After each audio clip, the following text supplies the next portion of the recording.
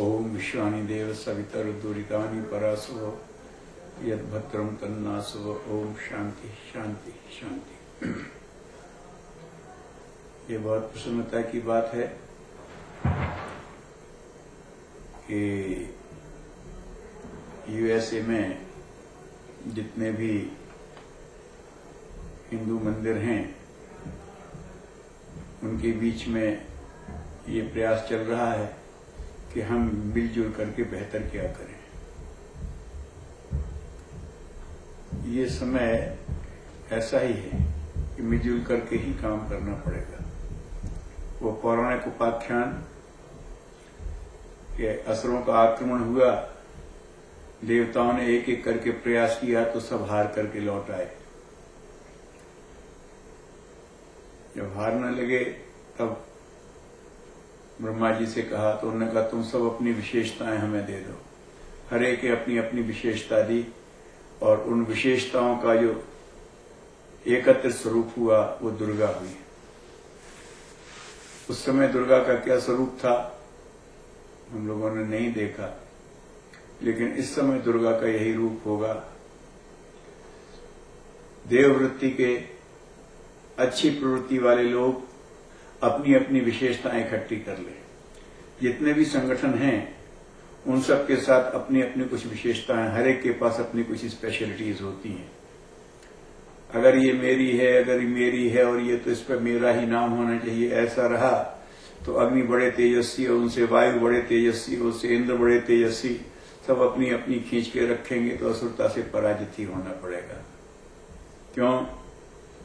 क्योंकि ये आश्रित तत्व बहुत जल्दी इकट्ठे हो जाते हैं। स्मगलर्स को इकट्ठे होने में देर नहीं लगती, टेररिस्ट को इकट्ठा होने में देर नहीं लगती, ब्लैक मार्केटियर्स को इकट्ठा होने में देर नहीं लगती, लेकिन सज्जनों को इकट्ठा होने में बहुत दिक्कत होती है। पता नहीं ये क्या है, लेकिन हमको सज्जनों की इस कमजोरी से बचना होगा। जब लोग इकट्ठे होने की बात करते हैं, हम सब एक हैं कहते तो हैं, लेकिन मन में एक भाव रहता है। भगवान को अनेक रूपों में हम भजते हैं और सब जानते हैं एकम सद्विप्रः बहुधा वदन्ति, एक ही सत्य को अनेक ढंग से कहा गया है। लेकिन हम एकता की बात करते हुए मन में ऐसा भाव रखते हैं कि है तो सब एक, लेकिन हमारा भगवान आपके भगवान से थोड़ा बेहतर है, हमारा कार्यक्रम आपके कार्यक्रम से ज्यादा इफेक्टिव है। होना ये चाहिए। किसी भी नाम रूप से आप कर रहे हो, दुनिया में बहुत तरह के लोग हैं। किसी के लिए कोई सिस्टम अपील करेगा, किसी के लिए कोई सिस्टम अपील करेगा। तो हमें सब ये मान करनी चाहिए कि हमारे पास जो कुछ भी है वो सब मिलकर के मनुष्यता का उद्धार करने में समर्थ है। जिसको जो चीज ठीक लग जाए, यूनिवर्सिटी के सब सदस्य हैं, जिसको जिस फैकल्टी से लेना उस फैकल्टी से ले। तो ये हमारी आध्यात्मिक धारा की फैकल्टीज हैं, इस पे हम करने लगे तो बहुत अच्छा है। तो क्या करना चाहिए? समस्या ये है कि अच्छा होना चाहिए ये तो सब सोचते हैं, लेकिन अच्छा होने के लिए अच्छा स्वभाव होना चाहिए, अच्छा संस्कार होना चाहिए, और संस्कार जगाने की ओर अधिकांश का ध्यान नहीं जा रहा है। हमारे पुराने समय की अपनी विशेषताएं कह करके उसकी तारीफ करना अच्छा लगता है, लेकिन उसके लिए हमें अपने अंदर कौन सा परिवर्तन लाना पड़ेगा, हमें अपने अंदर कौन सा अभ्यास और अभ्यास का ही परिपक्वता संस्कार वो हम कैसे लाएं, इस पर भी विचार करना पड़ेगा। भारतीय संस्कृति की कौन सी ऐसी विशेषताएं हैं जो आज मनुष्यता को मार्गदर्शन दे सकती हैं। एक ये बात है, बच्चों पर ध्यान दो, बच्चों को हम बुलाएंगे तो ध्यान रखिए, ऋषियों ने इसमें बहुत रिसर्च किया है। संस्कारों की कोशिश लोगों ने की है, लेकिन पूरे जीवन में संस्कार के एक दो मौके होते हैं। हमारे यहां ऋषियों ने हर जीवन के महत्वपूर्ण मोड़ पर संस्कार किए हैं। गर्भ जन्म के पहले से गर्भ में संस्कार, और मृत्यु के बाद भी मरणोत्तर संस्कार। एक तरह से संस्कारों की जब भी एक महत्वपूर्ण मोड़ आता है उम्र के हिसाब से, जब मैच्योरिटी आती है, जब चेंज आता है, वहां पर एक एक संस्कार रखा है। लेकिन संस्कारों को हम अपना एक रिचुअल मान करके, कर्मकांड मान के कर लेते हैं, भगवान खुश होगा इसलिए कर लेते हैं। ये भूल गए कि वो कौन सा संस्कार है जो हमें इस माध्यम से धारण करना है। इस संदर्भ में कुछ प्रयास किया गया है। धर्म तंत्र से लोक शिक्षण, आचार्य श्री राम शर्मा ने उस पर कार्य किया है। अपने लिए किया है नहीं, भारतीय संस्कृति के लिए किया है।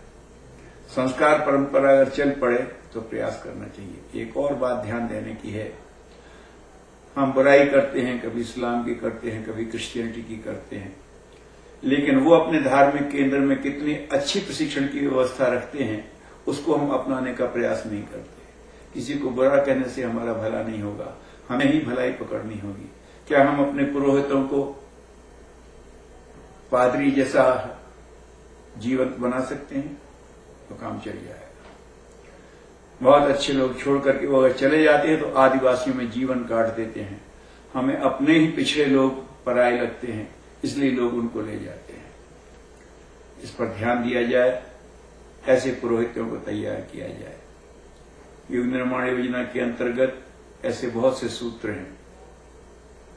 वो एक व्यक्ति के लिए हैं, एक संस्था के लिए नहीं, वो सारी भारतीय संस्कृति के लिए है। अगर भरोसा हो तो हम करेंगे, उसमें पूरी मदद की जा सकती है। लेकिन फिर बात वहीं आती है कि क्या हम एक भाव से संगच्छध्वम संवर्धम संभव मनांसी जानताम, उस बात को लेकर चलें। हो सकता है अगर संस्कार प्रक्रिया चले, बाल संस्कार शालाएं चलें, जैसे इस्लामिक मदरसे हर जगह चलते हैं, उनका फेनेटिज्म छोड़ दीजिए, लेकिन अपने संस्कार की बात तो करिए। इस तरह का अगर हम प्रयास कर सकें तो बच्चों को एक दिशा मिलेगी। अपनी बात के प्रति हमें ही गौरव नहीं है, हमें गौरव अनुभव करना चाहिए और उसके लिए बच्चों के अंदर उसको लाना चाहिए। हमारी भारतीय संस्कृति की क्या विशेषता है, भारत ने क्या क्या विश्व को दिया हुआ है। विश्व इंटेलिजेंसिया इस बात को मानता है कि भारतीय संस्कृति सबसे समृद्ध और सबसे पुरानी संस्कृति है, लेकिन हमारे बच्चों को नहीं मालूम, न स्कूल में पढ़ने को मालूम, न घरों में मालूम है। हमें उन विशेषताओं को उभारना पड़ेगा। उभारना नहीं पड़ेगा, अपने स्वभाव, अपने संस्कार में भी लाना पड़ेगा। अगर ऐसा हम कर सकेंगे तो वो समय आ गया है। श्री अरविंद ने कहा था भारतीय संस्कृति को पुनः वहां पहुंचना है, विश्वगुरु के स्तर पर वो समय आ गया है। बस देर इस बात की है कि हम सहगमन द्वारा उन श्रेष्ठ सूत्रों को जो सारी मनुष्यता का मार्गदर्शन कर सकते हैं, स्वम स्वम चरित्रम शिक्षरम पृथिव्याम सर्वमानवा, उनको हम एक मत होकर के लागू करने लगे तो जैसे दुर्गा शक्ति के सामने असुरता नहीं टिकी थी, ऐसे ही हमारे सांस्कृतिक प्रयासों के सामने अब संस्कृति नहीं टिक सकती। हर चीज का उपचार बहुत सहजता से संभव है। जो प्रयास हो रहा है उसके लिए हम सबकी बहुत बहुत मंगल कामना, और केवल मंगल कामना नहीं, जो भी व्यवहारिक कार्यक्रम बनेंगे, ये संगठन युग निर्माण योजना उसके पूरे हार्दिक समर्थन देगा, सक्रिय समर्थन देगा, जैसा भी होगा सहयोग करेगा। सबके लिए बहुत मंगल कामना। ओम शांति।